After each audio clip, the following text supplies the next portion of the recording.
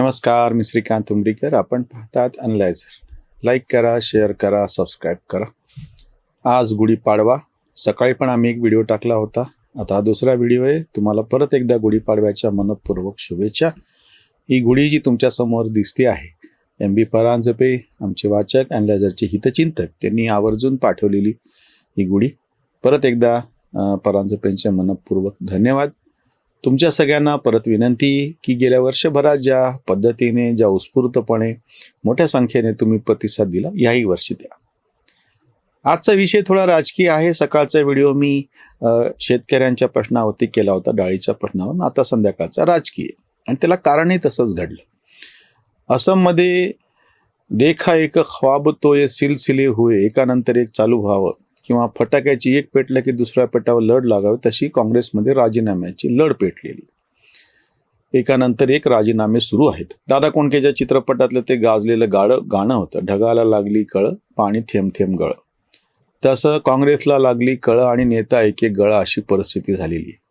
मी तुम्हाला अजून एक गंमत सांगतो. आम्ही जेव्हा जेव्हा काँग्रेसवरती, राहुल गांधीवरती, शरद पवार, उद्धव ठाकरेंवरती टीका करतो, तर एक आरोप असा केला जातो किंवा आमच्या नावानं बोंब केली जाते की तुम्हाला केवळ काँग्रेसवाले दिसतात का, किंवा विरोधी पक्ष दिसतात का. आता प्रत्यक्ष जर एखादी कृती विरोधी पक्षच करत असेल, त्यांचे नेते करत असतील, त्यांचे खासदार राजीनामे देत असतील, तर त्याच्यात आमचं काय संबंध? आम्ही फक्त जी काही घटना घडली त्याचं सगळं विश्लेषण करून किंवा त्याच्याबद्दलची माहिती तुमच्यापर्यंत पोहोचवतो. दुसरी गोष्ट कशी माहिती आहे का, तुम्ही सत्य नाकारू शकता, पण सत्याचे परिणाम तुम्हाला नाकारता येत नाही, असं म्हणतात. तसं आहे. वस्तुस्थिती जी आहे ती नाकारायची. हे सगळे डावे, लिब्रांडू, पत्रकार, विचारवंत जे कौतुक करत बसतात राहुल गांधींच्या नेतृत्वाचं, AC स्टुडिओमध्ये बसून पॅनल डिस्कशनमध्ये त्यांचं कौतुक करणं, ह्यांना काहीच फरक पडणार नाही. प्रत्यक्ष जो जमिनीवरती काम करणारा कार्यकर्ता आहे, जो वस्तुस्थितीला तोंड देतो आहे, तो कार्यकर्ता जेव्हा ह्या काँग्रेसच्या सगळ्या संस्कृतीमुळे परेशान होतो आणि शेवटी ऐकतच नाही म्हणल्याच्या नंतर टोकाचं पाऊल म्हणून पक्ष सोडून निघून जातो. आत्ताची घटना अशी घडलेली आहे की असममधले जे प्रदेश उपाध्यक्ष आहेत, नवज्योती तालुकदार म्हणून, त्यांनी राजीनामा दिले. दुसरे प्रद्युत बारदोलाई, त्यांनी जे खासदार आहेत त्यांनी राजीनामा दिलेला. म्हणजे एक खासदार तुमचा सध्या असलेला, लोकसभेचे जवळपास 2च वर्ष होत आलेले, अजून 3 वर्ष बाकी आहे. काँग्रेसमध्ये दुर्लक्ष केलं जातं, मला अपमान होतो, किंवा माझ्या मतदारसंघात तिकीट वाटप करताना आता विधानसभेचं मला विचारलं जात नाही, आणि त्याच्यामुळे मी राजीनामा देत आहे. आता नेहमी असं जेव्हा घडतं ना, तेव्हा एक ठरलेलं पॅटर्न असतं. जो नेता गेला त्याच्या नावानं, ज्या पक्षातून गेला त्यांनी बोंब करणे, त्याच्यावरती टीका करणे, आणि ज्या पक्षाने त्याला घेतलंय त्याचं कौतुक करणे. ह्याच्यातला दोघांचाही जो राजकीय स्वार्थ आहे तो आपण बाजूला ठेवतो. भाजपला ज्या नेत्यावरती टीका केली त्याला परत आपल्या पक्षामध्ये घेण्यात काही लाज वाटत नाही, ते भाजप जाणे.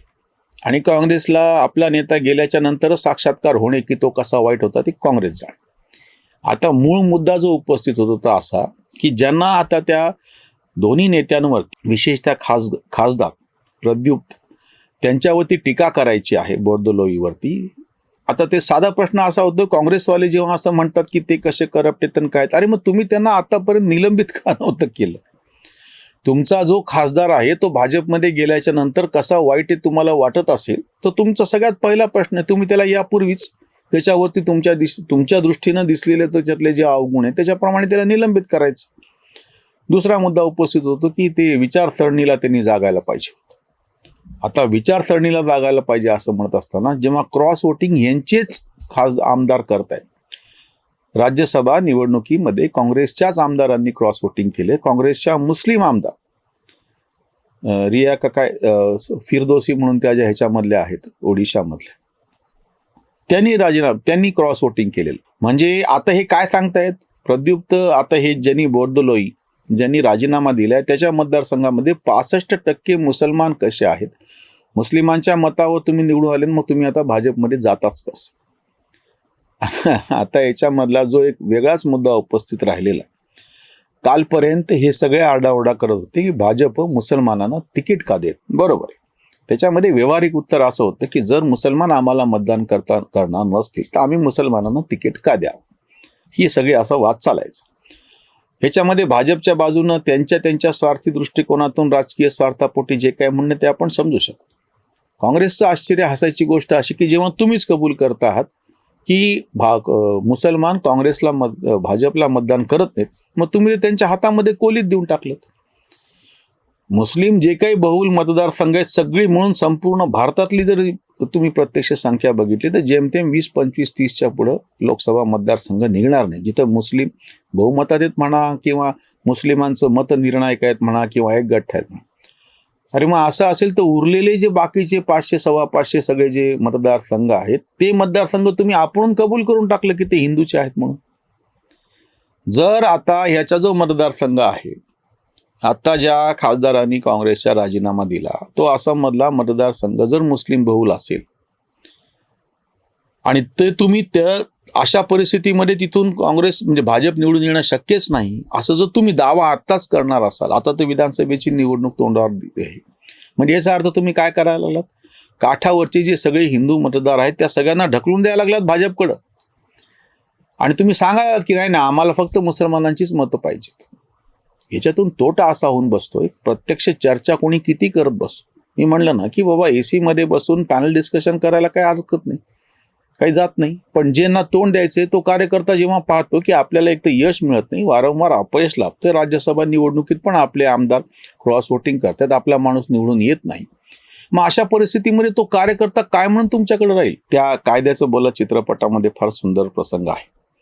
मकरंद अनासपुरे वकील असून त्याच्या विरोधामध्ये सचिन खेडेकर, तर सचिन खेडेकर त्याला एकदा रात्री पार्टीला घरी बोलवतो आणि त्याचं मनस्वास्थ्य खच्चीकरण करावं त्याचं म्हणून काय म्हणतो की तो म्हणतो की दारूची एक बाटली असते दोघांमध्ये पार्टी करत असतात, तर तो म्हणतो इथं 2 बाटल्या ते मी सिद्ध करतो.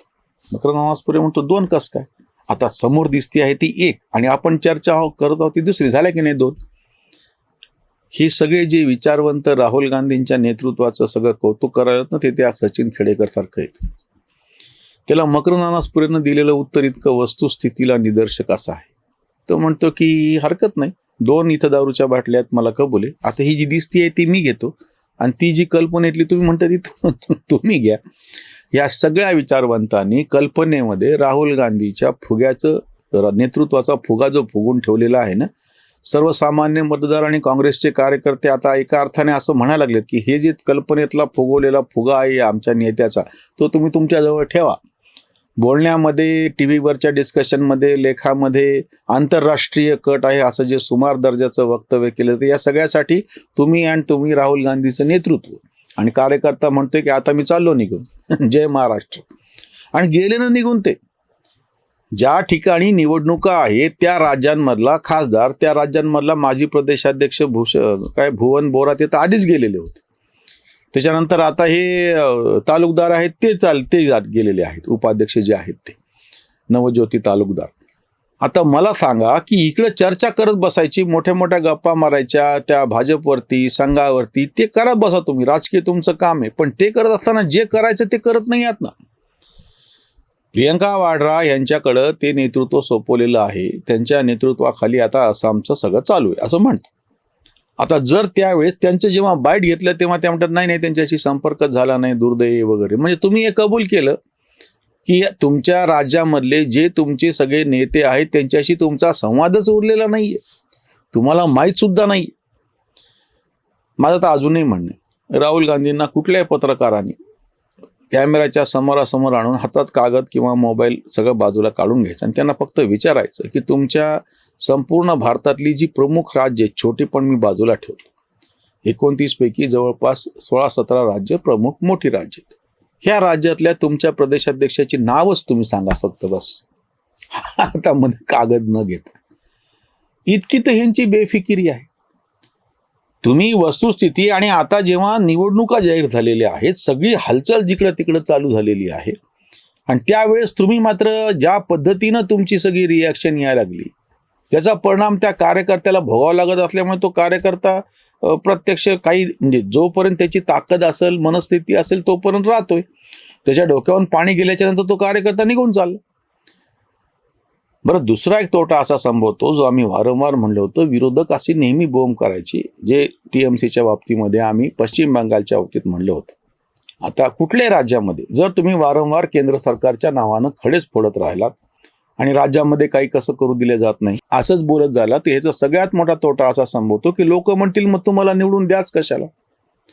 वरती एक आणि खाली दुसरं सरकार केलं तर आम्हाला तोटा होतो सर्वसामान्य नागरिक म्हणून, आणि पुन्हा तुमचं असं रडगाणं. त्याच्यापेक्षा सगळ्यात सोपी गोष्ट, तुमच्याकडे सत्ता न दिलेलीच बरी.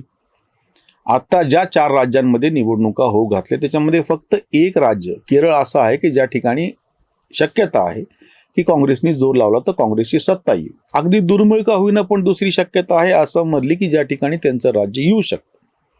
पण आता हे ज्या पद्धतीचे नेत्यांचं सगळी गळती सुरू झालेली आहे आणि गौरव गोगोई तिथले जे काँग्रेसचे तथाकथित होलसोल आहेत सगळे ते, त्यांच्या पत्नी पाकिस्तानी आहेत आणि त्याच्यावरून कसा गद्दारोळ उठलेला आहे.